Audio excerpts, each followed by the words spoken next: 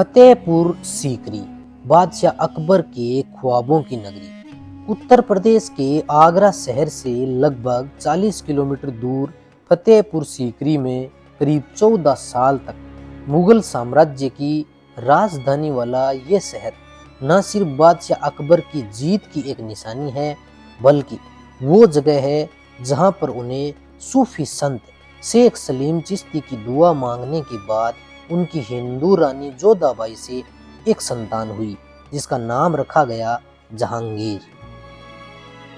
यह स्थित है दुनिया का सबसे बड़ा बुलंद दरवाजा, highest gateway in the world. यहीं से अकबर ने अपने नवरत्नों के साथ मिलकर साम्राज्य का संचालन किया। तो चलिए फतेहपुर सीकरी सीरीज के पहले वीडियो में आपको परिचित करवाता हूँ फतेहपुर सीकरी के रोचक इतिहास से।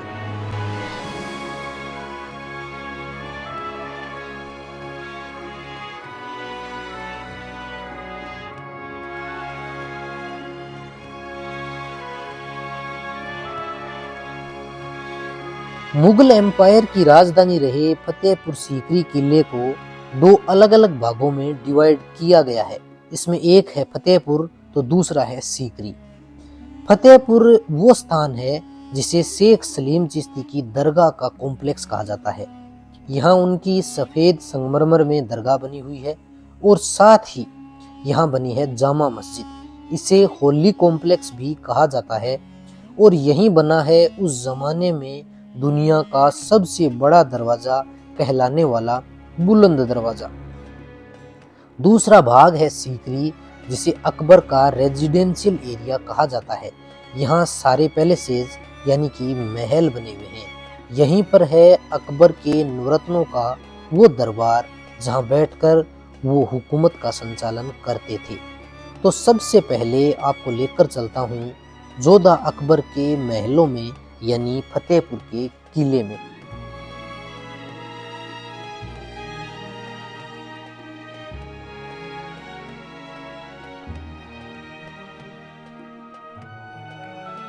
नमस्कार दोस्तों, मैं डीपी पारिक आप सभी का एक बार फिर से स्वागत करता हूं। आज मैं आ गया हूं यूपी के आगरा से 35 किलोमीटर दूर अकबर की दूसरी कैपिटल फतेहपुर सीकरी के अंदर।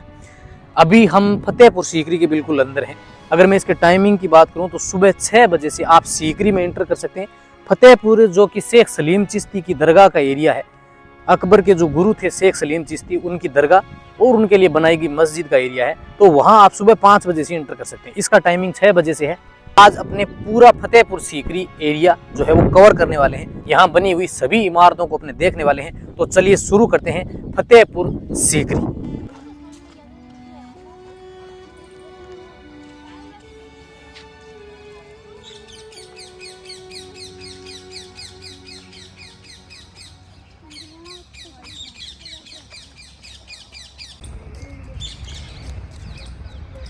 सीकरी में एंटर करने के लिए अपने कुछ ऐसे 3 गेट से आपको जाना पड़ेगा।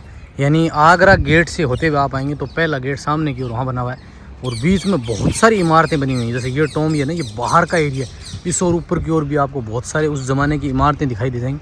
और सामने देखिए बिल्कुल रेड स्टोन से बनाया गया इस्लामिक स्ट्रक्चर जो है, उसके ऊपर आपको 2 छतरियाँ दिखाई दे जाएंगी और पूरा लाल पत्थर से ये वाला जो रास्ता है वो सीधा जाता है सीकरी की ओर।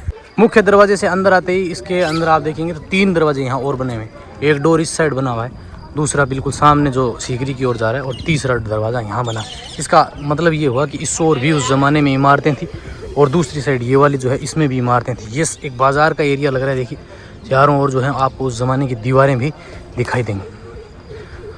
तो ये है चहार सूक यानी नौबत खाना।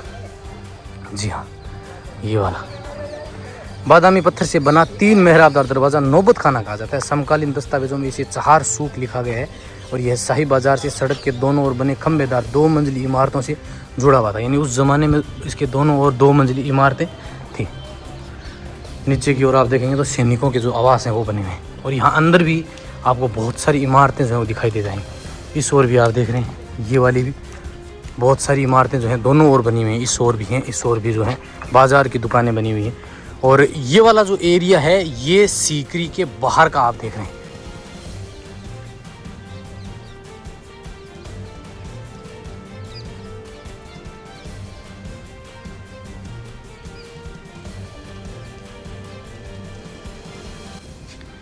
गेट के बाहर की ओर ब्यूतात यानी कि उस ज़माने का शस्त्रागार कारखाना था जहाँ अस्त्र शस्त्र जो है वो बनाए गए थे। ये वाला जो एरिया वो बंद है और आप देखेंगे जो टिकट काउंटर है सामने की ओर सीकरी में इंटर करने का, उसके जस्ट बाहर की ओर ये एरिया जो है बना हुआ है।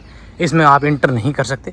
अब आप सामने की ओर से यहाँ से टिकट लेंगे और फिर आप इंटर करेंगे। इस ओर भी आप देखिए तो बहुत सारे जो हैं वो महल बने हैं। पुरातत्व संग्रहालय फतेहपुर सीकरी का जो पुरातत्व संरक्षण विभाग है उसकी ऑफिस यहाँ है और सामने की ओर आप देख रहे हैं इंडियन फ्लैग।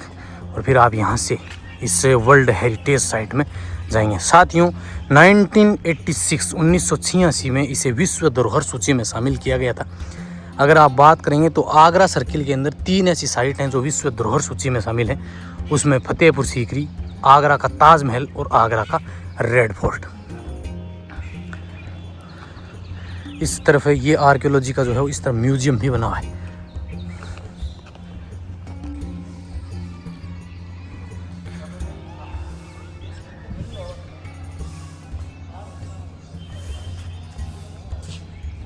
सीकरी में इंटर करते ही ये वाला जो एरिया आप देख रहे हैं ये है दीवाने आम। यानी उस ज़माने में अकबर जो है वो इस टॉम्ब के अंदर यहाँ बैठा करते थे और आम पब्लिक जो है वो यहाँ बैठती थी और यहाँ अकबर का जो हाथी हिरण है उससे सज़ा दी जाती थी। आप ये पत्थर देख रहे हैं यहाँ इस पे बांधा जाता था हाथी को और फिर अगर किसी भी अपराधी को सज़ा देनी है तो उसको उसके पैरों से कुचलवा दिया जाता था। तो चारों ओर के जो आप ये कॉरिडोर देख रहे हैं इनमें वीआईपी लोग बैठा करते थे और नीचे का जो ये फॉर्मेशन है इसमें आम पब्लिक आम जनता बैठा करती थी और सामने का जो ये वाला भाग है यहाँ अकबर स्वयं बैठा करते थे।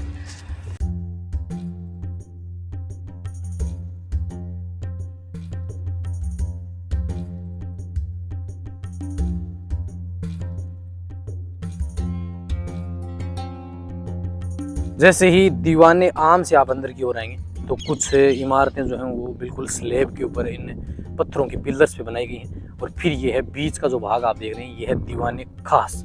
यानी अकबर जो हैं वो कहते हैं कि पढ़े लिखे नहीं थे ज़्यादा, तो वो उन्होंने एक 9 मिनिस्टर्स का एक सिस्टम बनाया था। तो ये उनकी पार्लियामेंट है। अकबर अपने 9 मिनिस्टर्स 9 नवरत्नों के साथ इसी इमारत के अंदर बैठा करते थे। तो ये बाहर से देखने में फॉर्मेशन 2 मंजिला दिखाई दे रही है लेकिन ये अंदर से सिर्फ 1 मंजिला है।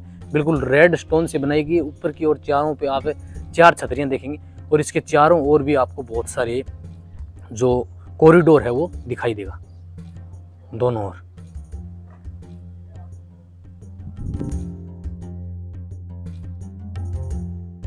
दीवाने खास बाहर से देखने में 2 मंजिला दिखाई देता है लेकिन ये सिर्फ अंदर से 1 मंजिला है।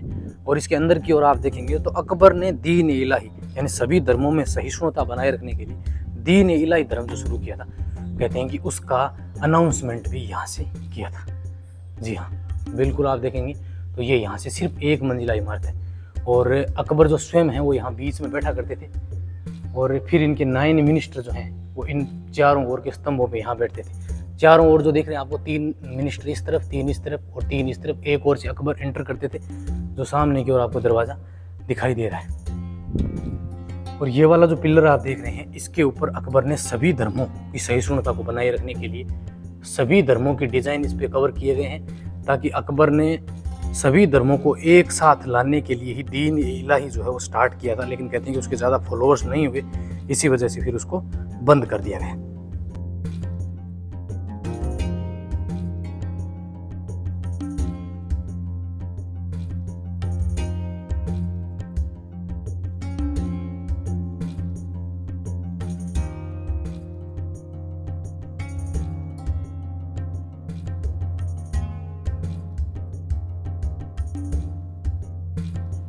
ये है अकबर का उस जमाने का खजाना महल, ट्रेजरी हाउस।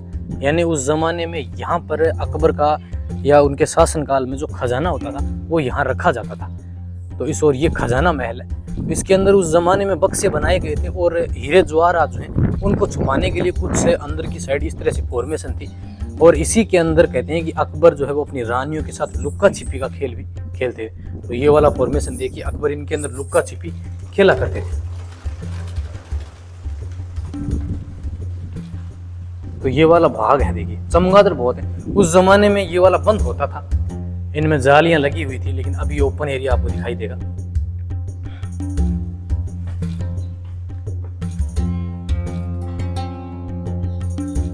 इसके अंदर उस जमाने में ये देखिए ये ऐसे स्थान थे जहाँ पर हीरे जवाहरात वगैरह यहाँ रखे जाते थे। पूरा नीचे की ओर ये बना हुआ है। इसी तरह के जो फॉर्मेशन है वो सभी के अंदर ये टूल्स बनाए गए थे। तो ये बक्से होते थे और इनके अंदर हीरे जवाहरात और खजाना जो है वो यहाँ रखा जाता था। सभी में बने हुए हैं आप देखेंगे। तो ये इस साइड भी यहाँ बना हुआ है और इस ओर भी बना हुआ है।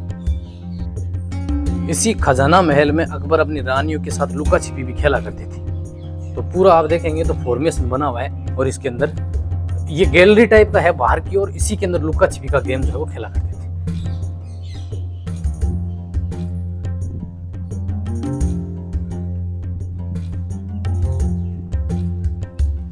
अकबर एस्ट्रोलॉजी पे बहुत अधिक विश्वास किया करते थे। तो उनके एस्ट्रोलॉजर थे पंडित पुरुषोत्तम दास शर्मा और वो यहाँ बैठा करते थे। ये जो संरचना आपको दिखाई दे रही है ये क्रोकोडाइल और हाथी के फॉर्मेशन में बनी हुई है और ये ली गई है राजस्थान के माउंट आबू के देलवाड़ा के जो जैन मंदिर है उनकी डिज़ाइन कुछ इस तरीके की है।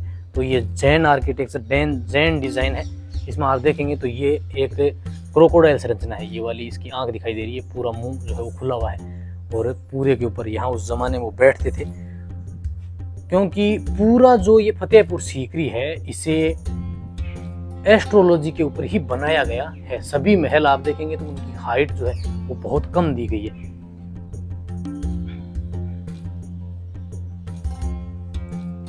सामने की आपको ये दिखाई दे रही है ये उस जमाने में यहाँ होने वाले जो सर्वेंट्स थे उनकी लड़कियों के लिए ये पाठशाला बनाई गई है। यहाँ लड़कियों की पाठशाला होती थी जिनके शिक्षक अबू फजल थे।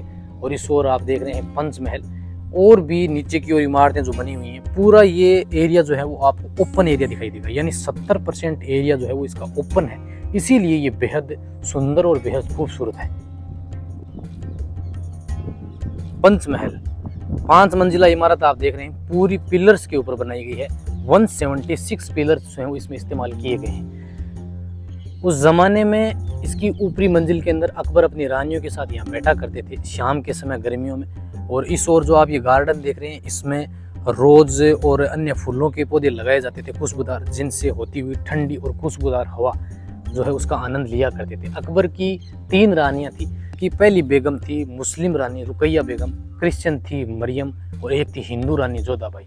तो इस महल को अकबर की मुस्लिम रानी रुकैया बेगम ईद का चांद देखने के लिए काम में लेती थी, हिंदू रानी चौथ का चांद देखने के लिए और सूर्य नमस्कार के काम में लिया करती थी। इस और नीचे का जो आप ये फॉर्मेशन देख रहे हैं ये है उस ज़माने में यहाँ रहने वाले सर्वेंट्स की पाठशाला। इस्लाम के अंदर महिलाओं को पर्दे में रखा जाता है और इसी को मद्देनज़र रखते हुए यहाँ के जो सर्वेंट्स थी उनकी लड़कियों के लिए ये पाठशाला बनाई गई थी, जिनके शिक्षक थे अबू फजल। और जो लड़के होते थे या फिर जो पुरुष होते थे उनके लिए फतेहपुर के अंदर पाठशाला बनाई गई थी। तो ये जो आप फॉर्मेशन देख रहे हैं पूरा पिलर्स के ऊपर है और ये नीचे की ओर है, यानी इसकी हाइट जो है वो कम दी गई है। तो पूरा वास्तु के अनुसार ही इसको डिज़ाइन किया गया है। ये इस कॉम्प्लेक्स के बीचों बीच जो आप स्थान देख रहे हैं इसके अंदर उस जमाने में अकबर अपनी रानियों के साथ यहाँ बैठा करते थे। और ये वाला जो गेम देख रहे हैं ये आपने महाभारत में देखा होगा, उस जमाने में चौसर खेला जाता था। इनके अंदर गोटियों की जगह दासियां होती थी, 4-4 दासियां, 4 इस साइड 4 इस साइड, चारों 4-4 दासियां उस जमाने में रहती थी। और गोटियों की जगह लाल और काली जो ड्रेस हैं वो उनको पहनाई जाती थी और वो डांस करते हुए इनके अंदर चलती थी। अकबर और उनकी रानी जो है वो यहाँ से चाल चलते थे गोटियों से और फिर दासियां जो है वो उछलती हुई नृत्य करती हुई इनमें चलती थी। और शाम के समय अकबर अपनी रानियों के साथ, खास तौर से अपनी मुस्लिम रानी रुकैया बेगम के साथ यहाँ पर चौसर का गेम खेला करते थे।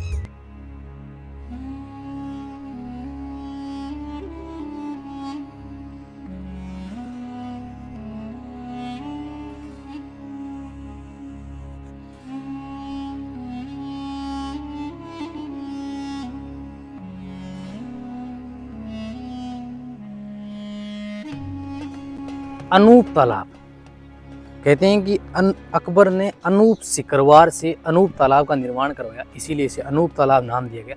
इसे पर्शियन भाषा में 4 चमन भी कहा जाता है, क्योंकि आप देख रहे हैं कि इसमें एंटर करने के 4 रास्ते बने हुए हैं। ये जो बीच का स्ट्रक्चर आप देख रहे हैं उस ज़माने में अकबर के नवरत्नों में से एक, जो कि भारत के खास सिंगर माने जाते हैं, तानसेन, यहाँ बैठा करते थे और वो अपने राग, वो अपने संगीत जो है वो यहाँ से गाया करते थे। कहते हैं कि उस ज़माने में इसमें रोज़ वाटर भरा जाता था, खुशबू वाला, अकबर का स्विमिंग पूल भी इसे कहा जाता है। कहते हैं कि एक बार यहाँ तानसेन और बेजू बावरा के बीच में एक कंपटीशन हुआ था, जिसमें तानसेन ने दीपक राग गाया, जिससे यहाँ इसके चारों ओर रखे हुए दीपक जल गए। और फिर बेजू बावरा ने जब मेघ मल्हार राग गाया तो कहते हैं कि बरसात हुई और उससे सारे दीपक बुझ गए। तो कुछ इस तरह के सिंगर, कुछ इस तरह के म्यूजिशियन जो है वो अपने देश के अंदर हुए हैं। सामने का जो आप भाग देख रहे हैं ये है अकबर का बेडरूम, रॉयल बेडरूम, और ये है अकबर की एकमात्र मुस्लिम रानी तुर्की सुल्ताना का महल।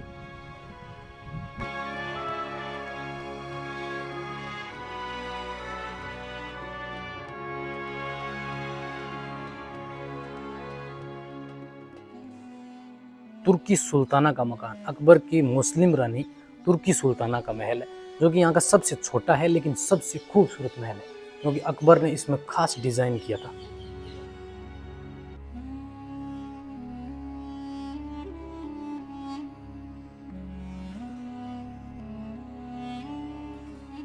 अकबर की मुस्लिम रानी रुकैया बेगम का ये महल है। हालांकि देखने में ये बिल्कुल छोटा दिखाई देगा, लेकिन ये सबसे खूबसूरत महल है। पूरी हाथ से की गई नक्काशी है, कारीगरी है, जो कि आप बिल्कुल इन लाल पत्थरों में देखेंगे।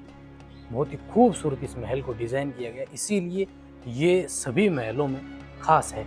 हालांकि देखने में ये छोटा है।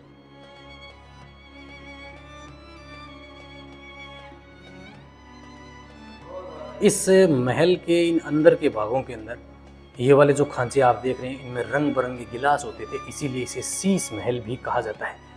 और ये वाला जो आप डिज़ाइन देख रहे हैं, इनके अंदर हीरे जवाहरात जो है वो लगाए जाते थे। अब आपको मैं दिखाऊं, इस तरफ देखिए कि नीचे की ओर ये जो चिड़ियाओं का भाग है, यहाँ उस ज़माने में इनकी चोंच में हीरे जवाहरात जो है फिट किए गए थे, जिनको अंग्रेज जो है वो यहाँ से तोड़कर ले गए। और इसकी वास्तुकला और डिज़ाइन जो है, इन खांचों के अंदर रंग बिरंगे कांच जो है वो फिट किए जाते थे। और बीच के जो ये भाग हैं, इनमें हीरे जवाहरात जो है वो लगाए हुए थे, डायमंड्स। तो अब अपने चलते हैं अकबर के बेडरूम में। अकबर का ये वाला था। इस ओर का ये जो भाग आप देख रहे हैं, ये वाशरूम था, यानी कि अकबर की मुस्लिम रानी रुकैया बेगम और अकबर का ये वाला वाशरूम था। ये बंद है, आप इसमें नहीं जा सकते अभी। ये वाला जो आप देख रहे हैं, ये पानी का मटका रखा हुआ है, यानी वहाँ यहाँ फतेहपुर सीकरी का जो पानी है वो खारा है। तो उस ज़माने में पीने का जो पानी था वो बाहर से लेके आते थे, तो अकबर के लिए पानी इस मटके के अंदर लेके आते थे। और ये ऊपर से बंद भी था। अब इसको भाग जो है वो टूट गया है, तो ऊपर से उस ज़माने में ये बंद होता था और इसके अंदर पानी भरा जाता था। तो ये वाला भाग है मटका। लाल पत्थर की इमारत है, बिल्कुल अनूप तालाब जो है तो इसके सामने ही बनी हुई है। अब आप अंदर की ओर देखेंगे तो सबसे पहले ये है अकबर का डाइनिंग हॉल, यानी उस ज़माने में अकबर यहाँ नीचे बैठ के खाना खाते थे। और ये सामने के जो आप हॉल देख रहे हैं, इनमें खाना रखा जाता था और यहाँ बैठकर अकबर जो है वो अपने परिवार के साथ खाना खाया करते। ये पूरी इमारत देख रहे हैं, ये है अकबर का डाइनिंग हॉल में। ये सामने वाला जो महल है, यही है अकबर का बेडरूम। तो अब अपने अकबर के बेडरूम की ओर चलते हैं, जहाँ अकबर का रॉयल बेड जो है वो आज भी है। ये मंजिल जो है वो देखने में 3 मंजिल आपको दिखाई दे जाएगी। नीचे वाला भाग अकबर का समर बेडरूम था और ऊपर वाला था विंटर बेडरूम। तो अब चलते हैं अंदर की ओर और मैं दिखाता हूँ आपको ये वाला भाग। जी हाँ, ये वाला जो आप देख रहे हैं, ये अकबर का किंग साइज बेड आप देख रहे हैं, बिल्कुल पत्थर का बना हुआ है। उस जमाने में यहाँ चंदन की सीढ़ियाँ लगाई जाती थी और अकबर इन सीढ़ियों की सहायता से इनके ऊपर जाते थे। अब अगर आप देखेंगे तो मेरी हाइट जो है वो 5 फीट 7 इंच है और मेरी हाइट से भी ये करीबन 3 से 4 जो इंच है वो ऊपर है। तो लगभग 6 फीट का ये वाला बेड की हाइट है और इसके ऊपर की ओर अकबर सीढ़ियों से चढ़ के और फिर उन सीढ़ियों को हटा लिया जाता था। तो ये उस ज़माने में इस तरह से बनाया जाता था ताकि कोई भी अकबर के सोने के बाद में उन पर कोई आक्रमण ना कर सके। और यहाँ ये वाला जो भाग है, इसमें रोज़ वाटर, गुलाब जल का पानी जो है वो भरा जाता था, जिससे ये पूरा माहौल जो है वो खुशनुमा रहता था। ऊपर की जो मंजिल है उस पे जाना मना है। तो अकबर विंटर टाइम में ऊपर के आवास में रहते थे और गर्मियों के से समर टाइम के अंदर अकबर नीचे के आवास में रहते थे, जहाँ किंग साइड बेड आपको मैंने दिखाया।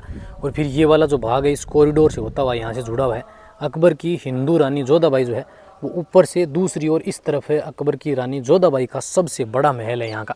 तो अकबर रानी जोधाबाई इसी गैलरी से होती हुई जोधाबाई और मरियम का महल भी इस साइड है। तो जोधाबाई और मरियम इन्हीं रास्तों से होते हुए इसके अंदर आती थी। ऊपर से ये वाला रास्ता दिख रहा है आपको, नीचे से ये कॉरिडोर दिखाई दे रहा है, और फिर इसी रास्ते से होते हुए पंचमहल के अंदर भी जाती थी, क्योंकि ये इस वाला जो एरिया आपको दिख रहा है सामने की ओर, ये पंचमहल का भाग दिखाई दे रहा है।